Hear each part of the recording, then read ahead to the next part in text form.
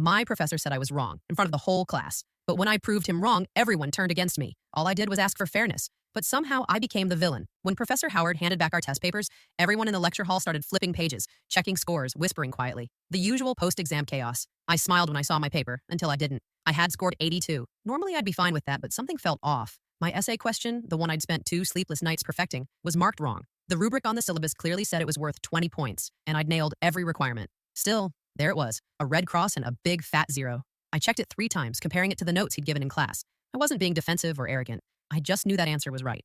My stomach tightened as I flipped through the rest. Small deductions here and there, but that essay question was the reason for the lower grade. When class ended, most students were packing up, laughing, chatting. I walked to the front, paper in hand. "Excuse me, Professor Howard," I said softly. He looked up, already halfway through, stacking his notes. "Yes, Miss Carter?"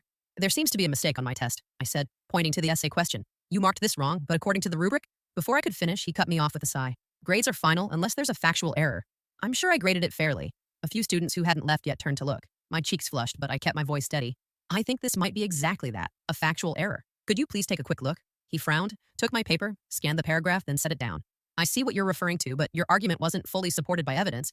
That's why you lost the points." I took a breath. "But you mentioned in class that personal analysis was acceptable as long as it related to the concept, and I did that here." Now more students had stopped packing up. The room went quiet. My heart pounded so loudly I could hear it echoing in my ears. Professor Howard adjusted his glasses and reread the paragraph, this time slower. His expression changed, just slightly. You're right. I must have overlooked that connection." He looked at me and said, loud enough for the class to hear, "You can bring it to my office later." I'll correct. The grade relief washed over me, but only for a second. Someone in the back muttered, "Teacher's pet." Another whispered, "Wow, she really had to show off." I turned and a few people were smirking, pretending not to look. The pride I felt a moment ago shrank into embarrassment. I mumbled a thank you and left the classroom quickly, clutching the paper like it was a guilty secret. That night, as I lay staring at my ceiling, I wondered if I'd done the right thing. I'd only wanted fairness, but somehow it already felt like I'd made a mistake. If you noticed your professor made a grading mistake, would you speak up, even if it meant doing it in front of everyone? The next morning, the campus hallway felt different. I could feel eyes following me, voices dropping the moment I walked past. At first, I thought I was imagining it, until my friend Mia caught up to me. "Hey, celebrity," she said, half teasing, half serious. I frowned. "What's that supposed to mean?" She shrugged, looping her arm through mine. "Word's going around that you embarrassed Professor Howard yesterday. People are saying you cornered him in front of everyone. I stopped walking." "What? I didn't corner him. I just pointed out a mistake." "I know," she said, lowering her voice. "But you know how people are. Everyone loves a good story. They're saying he was flustered and you wouldn't back off." A lump formed in my throat. I thought of how quiet the room had gone, how the professor's tone had changed when he realized I was right. Maybe it had looked worse than it felt. By the time I reached the classroom, I could sense the awkwardness before even sitting down. A few students were whispering at the back. One looked at me, then leaned toward another, laughing under his breath. I pretended not to notice. When Professor Howard walked in, he gave the usual calm greeting, but his eyes flicked toward me for just a second too long. I wondered if he was embarrassed too. As he started the lecture, I focused hard on my notes, keeping my head down. Every time he asked a question, I wanted to raise my hand, but my stomach twisted. I couldn't shake the feeling that if I spoke up again, people would think I was showing off. Halfway through class, he handed back a few corrected papers. When he placed mine on my desk, the grade was changed to 94. I felt a flicker of pride, but it was followed by silence. Someone behind me whispered, "Guess crying works after all." Another laughed softly. My pen froze in my hand. I wanted to turn around and say something, anything, but my throat closed up. After class, Professor Howard called out, "Miss Carter, a word." I froze, then nodded and walked up to the desk. "I wanted to say thank you," he said, keeping his tone polite. "I rechecked your answer, and you were absolutely right. Good catch." "Thank you," I replied quietly. He hesitated before adding, "I hope you understand that next time you can bring it up privately. Some students might misinterpret things." I nodded, forcing a smile, though it stung. I walked out of the room, hearing faint laughter behind me. Outside, Mia was waiting. "You okay?" she asked. I exhaled, feeling the weight settle deeper in my chest. "Yeah, I just thought doing the right thing would feel better than this." She gave me a small, sympathetic smile. Sometimes it doesn't, at least not right away. That night, I scrolled through our class group chat only to see a meme someone had made. It was of a cartoon student correcting a teacher with the caption, "When you crave extra attention more than an A+." And my stomach dropped. They were talking about me. Do you think the professor should have defended her more in front of the class? Or was he right to tell her to handle it privately next time? By the next day, the meme had spread beyond our class group chat. I saw it reposted on someone's story, then another, then in a campus meme page with the caption, "That one student who just can't let it go." At first, I laughed it off, pretending it didn't matter, but when I walked into the library later that day, I saw 2 people glance at me, then at their phone screens, then smirk. My chest tightened. It wasn't just online anymore. It was following me. I sat down at my usual corner table, opened my laptop, and tried to focus on my assignment, but my fingers hovered above the keyboard, frozen. My mind kept replaying yesterday. The silence in class, the whispers, the way Professor Howard told me to bring it up privately next time. I hadn't done anything wrong. I knew that. Yet somehow I was the one feeling guilty. Mia slid into the seat across from me, setting down her coffee. "You've seen it, huh?" I nodded, avoiding her eyes. "People are ridiculous," she said, scrolling through her phone. "They act like you attacked the man. You just asked a question." "Yeah," I whispered, "but maybe I should have waited. Maybe I made him look bad." Mia leaned forward. You didn't make him look bad. You made him accountable. There's a difference. Her words should have made me feel better, but they didn't. Because deep down, I wasn't sure I believed them anymore. That evening during a study session, one of the guys from class, Tyler, walked by our table. He gave a little mock bow and said, "Careful, don't correct me in public." Then he laughed and kept walking. His friends snickered behind him. I forced a smile, pretending not to care, but the burn in my throat told a different story. Later that night, I sat in bed, scrolling through my messages. A notification popped up from Professor Howard, an email titled, "Follow up on test correction." I hesitated before opening it. "Miss Carter, I wanted to thank you again for pointing out the grading oversight. Your attention to detail reflects strong academic commitment. Please ignore any unnecessary chatter. It will fade soon. Keep focusing on your work. Best, Professor Howard." I stared at the screen, rereading his words. It was kind, even thoughtful, but it didn't change how people were treating me. I typed a reply. "Thank you, Professor. I appreciate it." Then stopped before sending, because somehow even that felt like it could be screenshotted and twisted. Instead, I closed my laptop and leaned back against the pillow. The laughter, the whispers, the sideways glances, they all swirled in my mind like a storm that wouldn't quiet. For the first time since I'd started college, I didn't want to show up to class the next day. Have you ever been right about something, but made to feel like you were wrong just because others didn't like how you said it? I told myself I just needed a break. One day off to clear my head, to stop hearing those whispers echoing in my mind. But one day became 2, then 3. Every time I thought about walking back into that classroom, my stomach twisted. The thought of seeing those same faces, the smirks, the quiet laughter, made me feel smaller than I'd ever felt before. I didn't fail the test, yet somehow I was the one hiding. Mia came by my dorm on the 3rd morning, knocking softly. "You can't keep skipping, Lila," she said, peeking in through the half-open door. "I just need a little space," I mumbled, curled up on the bed with my laptop unopened beside me. "You're giving them what they want," she said gently. "They'll stop talking if you stop giving them a reaction." I wished she was right, but I knew how people worked. Silence didn't kill gossip, it fed it. Still, I couldn't bring myself to walk into that classroom again. That afternoon, my phone buzzed. It was an email notification. From Professor Howard, subject. "Checking in, Miss Carter. I noticed your absence this week and wanted to make sure everything is all right. You've been one of the more consistent students this semester, and I'd hate to see that change. If this is about the class incident, please know that I don't hold anything against you. In fact, I respect how you handled yourself. Sometimes doing the right thing feels uncomfortable, but that doesn't make it wrong. If you'd like, my office hours are open anytime. Professor Howard." I stared at the email for a long time, my eyes tracing the words, "I respect how you handled yourself." They should have felt comforting, but instead, they hit a nerve. He respected me, but no one else did. And what did respect even mean if everyone around me treated me like a joke? That evening, I finally left my room to grab dinner. As I walked into the dining hall, I caught a glimpse of a few classmates at a table near the window. Their conversation stopped as I passed. One of them, Tyler again, said loudly, "Oh, look, Professor's favorite finally crawled out." Laughter followed. Mia turned toward him, glaring. "Grow up, Tyler." But the damage was already done. I pretended not to hear. Kept walking, tray shaking slightly in my hands. Later, back in my room, I opened a blank document on my laptop. I typed a few lines. It's unfair how people can twist something good into something ugly. Then I stopped, fingers trembling. I didn't delete it. I just saved the file under the name Day 4. It wasn't a journal. It was a record of how truth could make you an outcast. Would you return to class and face everyone, or keep your distance until things quiet down? By Monday morning, I decided I was done hiding. My grades were slipping, my attendance was low, and my confidence, what was left of it, was hanging by a thread. But something about Professor Howard's email kept replaying in my mind. Doing the right thing feels uncomfortable, but that doesn't make it wrong. So I packed my bag, put on my headphones, and walked to class. Every step toward the building felt heavier than the last. When I entered the lecture hall, the chatter dimmed. Not completely, but enough for me to feel it. That sudden shift in attention, the kind that makes your skin burn. I found my usual seat near the middle row, opened my notebook, and stared at the blank page. Professor Howard walked in a few moments later. He greeted everyone normally as if nothing had happened, but when his eyes met mine, he gave the smallest nod. It was subtle, but it steadied me somehow. The lecture began, and I focused hard, writing notes like my life depended on it. I didn't raise my hand, didn't speak, didn't even look around. I just wanted to exist quietly again. About halfway through class, Professor Howard turned to the board and said, "Before we move on, I'd like to revisit something from last week's exam. A few of you asked about grading consistency, and I want to clarify what strong analytical writing looks like." My stomach dropped. I knew exactly what he was referring to. He picked up a test paper from his desk. I received feedback from one student who noticed a discrepancy in how their essay was graded. Upon review, I realized they were correct. Their argument was well supported and deserved full credit. The room went silent again. He continued, calm and firm. "I appreciate that the student brought it to my attention.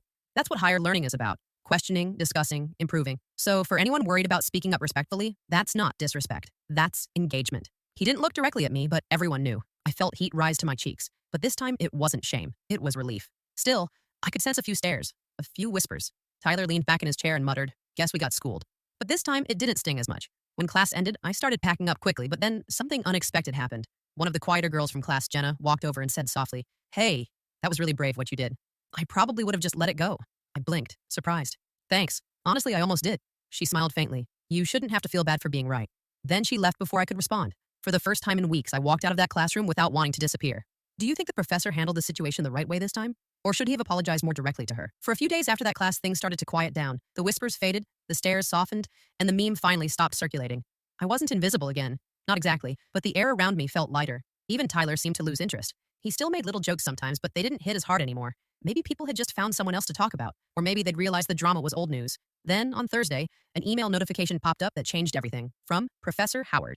Subject, Research Assistant Opportunity. I opened it with a mix of curiosity and confusion. Lila, our department is starting a short research project next month, related to academic integrity and student engagement. I think your perspective and writing style would be valuable for the team. It's a paid position and would look great on your academic record. If you're interested, stop by my office this week. Professor Howard. I read it twice. Then again, academic integrity. The irony almost made me laugh. The same man I had accidentally embarrassed in class wanted me to help him research fairness in grading and student engagement. When I told Mia, she nearly spilled her coffee. Oh, wow, so the man you humiliated now wants you on his team? It's probably just a professional gesture, I said, pretending to be calm. Or maybe he actually respects you, she said. You proved you cared about truth more than comfort. Professors noticed that. Still, I hesitated. Working with him meant spending time in his office, talking one-on-one, facing the very person who became the center of that whole mess. What if people saw me going in and started the gossip all over again? But another part of me, the quieter, braver part, knew I couldn't let fear keep running my choices. The next afternoon, I knocked on his office door. Come in, he said, looking up from his computer. When he saw me, he smiled slightly. Lila, I was hoping you'd stop by. I sat down, heart pounding. I got your email. I wanted to say thank you for the offer, he nodded. You earned it. You're observant, analytical, and you speak up when something doesn't add up. That's exactly what research needs. I looked down at my hands. Even when it gets me in trouble? He chuckled softly. Especially then. For the first time, I saw him not as the intimidating authority figure who'd marked my paper wrong, but as someone who valued honesty over ego. I'd be honored to join the project, I said finally. Good, he replied. Let's show people what real academic courage looks like. When I walked out of his office, I realized something had shifted. The same classroom that had once made me feel small now felt like a place where I belonged. Would you accept the professor's offer after everything that happened, or would you still feel too uncomfortable to work with him? The first week of the research project went surprisingly well. Professor Howard had paired me with 2 graduate students, Maya and Chris, who were working on compiling data about classroom participation. We met in the library every afternoon, surrounded by open laptops, coffee cups, and stacks of surveys. For the first time in months, I felt focused again, productive, even proud. Working with him wasn't awkward at all. He treated me like a colleague, not a student who had once called him out, but good things never stay quiet for long. On Friday morning, as I was walking into class, I overheard someone whisper near the door. Of course she got picked. He probably felt guilty, another voice replied. Or maybe he's just playing favorites now. You know, making sure the brave girl stays happy? I froze. The words hit harder than I wanted to admit. I walked to my seat pretending not to hear, but the echo stayed in my head. During lecture, Professor Howard mentioned the research project in passing. Just a quick note about its goals and importance. And when he said, some of our students are helping with the data collection, his eyes flicked toward me for half a second. That was all it took. A few heads turned. One person even smirked. I wished I could sink into the floor. After class, Tyler cornered me near the hallway. So, he said, crossing his arms, you're the professor's new favorite now, huh? I rolled my eyes. It's just a research project, Tyler. Yeah, sure, it must be nice getting opportunities handed to you. I earned it, I snapped before I could stop myself. He shrugged, smiling with fake innocence. Of course you did. You always earn everything, right? Then he walked off, laughing with his friends. That night, Mia came over again, throwing herself onto my bed. Let me guess, the rumors are back? Like clockwork, I said, rubbing my temples. It's like people are allergic to the idea of me doing something right. People hate what they don't understand, she said. You challenged authority and didn't get punished for it. That scares them. I stared at the ceiling for a long moment. It's just exhausting. I thought proving myself once was enough. She turned to look at me. Maybe it never will be. But that doesn't mean you stop. Her words lingered in my mind the next day when I walked into the library for our research meeting. Professor Howard greeted me with a calm smile. Ready for phase 2? I nodded, this time with real confidence. Because I was done letting other people's insecurities rewrite my story. If they wanted to whisper, let them. I was going to make sure my work spoke louder than their gossip ever could. If people kept twisting your success into gossip, would you ignore them or finally confront them publicly? 2 weeks later, Professor Howard announced something that made my heart skip a beat. He wanted our research group to present our early findings at the department's student symposium, a small event, but still a big deal. When he said my name as one of the presenters, I froze. Part of me was thrilled, but another part remembered the whispers, the mocking laughs, the way people stared when he mentioned me. After class, I pulled him aside. Are you sure about me presenting? I don't think everyone exactly supports me. He gave me a knowing smile. Lila, confidence isn't about who supports you. It's about who you decide to be when no one does. I didn't have an answer for that, I just nodded. The day of the symposium arrived faster than I expected. I wore my favorite blazer, the one my mom said made me look like I belonged anywhere. The small lecture hall buzzed with chatter and coffee cups clinking. Students, faculty, even a few people from our class had come to watch. I tried not to think about them. When Professor Howard introduced me, I stepped up to the podium, my hands slightly trembling. The lights were bright, the room quiet. I took a breath and began. Our project focuses on academic integrity and the relationship between confidence and participation. We found that students who feel unheard are less likely to question authority, even when they know they're right. My voice steadied as I spoke. I looked up from my notes, scanning the audience. For a split second, I caught sight of Tyler leaning in the back row, arms crossed, smirk gone. I continued. When students fear being labeled as troublemakers or know-it-alls, they silence themselves, and the classroom loses voices that could have made learning stronger. The words rolled out smoother than I'd rehearsed. Because they weren't just research anymore, they were my truth. When I finished, there was a pause. Then, applause. Slow at first, then louder. Professor Howard gave a small approving nod. Afterward, a few students approached me. Jenna was among them. That was powerful, she said. You were basically talking about yourself, weren't you? I smiled softly, maybe a little. Even Tyler, of all people, walked past and said quietly, good job. He didn't look at me when he said it, but still, it was something. Later, as the hall emptied, Professor Howard said, that's what courage looks like, Lila. You turned a mistake into a message. Walking out of that room, I realized the whispers had finally faded. Not because I'd silenced them, but because I'd outgrown them. Would you have taken the stage after everything that happened? Or would fear have held you back? 2 days after the symposium, I woke up to a flood of notifications. My phone wouldn't stop buzzing. At first, I thought something was wrong, but when I opened my messages, I froze. Someone had posted a clip of my presentation on social media. Just a short 30-second moment where I said, when students fear being labeled as troublemakers, they silence themselves, and classrooms lose voices that could have made learning stronger. It had already been shared hundreds of times, then thousands. By noon, it hit 50,000 views. My heart raced as I scrolled through the comments. This girl gets it. Finally, someone said what we've all been thinking. Who is she? I blinked, trying to process it all. Was this really happening? In the afternoon, Professor Howard called me into his office. He was holding his phone too, looking both amused and slightly proud. Seems like your words struck a chord, he said. Congratulations, Ms. Davis. You've started a conversation. I laughed nervously. I didn't mean to go viral. He shrugged. The best messages never mean to. They just find their way. The next few days were surreal. A student newspaper reached out for an interview. Then, a local education blog featured my quote with the headline, Student Speaks Out, When Confidence Meets the Classroom. It wasn't fame. It was something different. It was validation. People who used to whisper when I entered the room were now saying hi, asking for notes, even inviting me to study groups. And yet, I kept my distance. I wasn't doing this for attention anymore. I'd learned my lesson about what attention can cost. One afternoon, as I was packing my things, Tyler approached me again. He looked awkward, like he'd been rehearsing what to say. Hey, I just wanted to say, you were right back then, about the grade, about everything. I smiled faintly. Took you long enough, he chuckled. Guess I needed to see it on the internet first. We both laughed, awkward but real. For the first time in months, I felt the tension around me dissolve. People weren't seeing the girl who embarrassed the professor anymore. They were seeing a student who stood up, who spoke her truth, and who happened to be right. That night, as I scrolled through messages from strangers thanking me for speaking up, I realized something simple but powerful. Sometimes standing up for yourself doesn't just fix a grade, it inspires someone else to find their voice too. Have you ever stood up for something small that ended up changing everything? A week after the clip went viral, Professor Howard called me to his office for a private meeting. My stomach fluttered as I walked up the stairs. I wasn't nervous like I used to be, not exactly. This time, it was curiosity. I wanted to know what he really thought the day I corrected him. He gestured for me to sit across from him, and I did, my hands folded neatly in my lap. Lila, he began, leaning back in his chair, I wanted to speak to you about last month, the class incident. I blinked. Oh, about the grade? He smiled faintly. Yes, but more than that. I want you to know what was really going through my mind that day. I swallowed. My heart beat faster. I'll be honest, he continued. When you spoke up in front of the class, I was caught off guard. I wasn't used to a student challenging me directly. At first, I felt embarrassed, maybe even defensive. I nodded slowly, waiting for the point. But then I realized something important, he said, eyes meeting mine. You weren't being disrespectful. You were being meticulous, careful, and honest. You reminded me why teaching isn't about pride. It's about accuracy and fairness. I respect that, Lila. I blinked, feeling heat rise to my cheeks. Respect. That one word carried more weight than any grade ever could. He leaned forward slightly. And the way you handled it, calmly, clearly, confidently. That's why I wanted you on the research project. Not because of anything else, but because I could see you would make a real impact. I wanted to speak, but the words caught in my throat. Finally, I whispered, I was scared people would think I was wrong. Or worse, arrogant. He shook his head. People will always have opinions, and sometimes they'll judge without understanding. But courage isn't about what people think. It's about what you know to be right. For the first time, I realized that the whispers, the jokes, even Tyler's sarcasm, none of it mattered. What mattered was that I stood by the truth. He handed me a folder. Here are some notes from the symposium. I thought you'd like to see feedback from faculty and students. They're impressed, not just with your research, but with the way you handled yourself under pressure. I opened it and read the comments, smiling faintly. Each one felt like a small victory, a quiet confirmation that I wasn't wrong to speak up. As I left his office, I felt lighter than I had in months. For the first time, I didn't care about the whispers. I didn't care about the memes. I'd learned that standing up for what's right isn't always easy. Sometimes it's lonely, but it can lead to respect, opportunity, and even inspiration.